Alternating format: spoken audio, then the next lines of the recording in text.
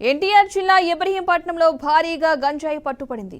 ఓ అపార్ట్మెంట్లో హౌస్లో గంజాయి సేవిస్తున్న 6 యువకులను పోలీసులు అరెస్ట్ చేశారు. పక్కా సమాచారంతో అపార్ట్మెంట్లో రైడ్స్ చేసిన పోలీసులు నిందితులను అదుపులోకి తీసుకున్నారు. వీరి నుంచి సుమారు 1.5 కిలోల గంజాయిని స్వాధీనం చేసుకున్నారు. ఈ ఘటనపై కేసు నమోదు చేసి దర్యాప్తు చేపట్టారు.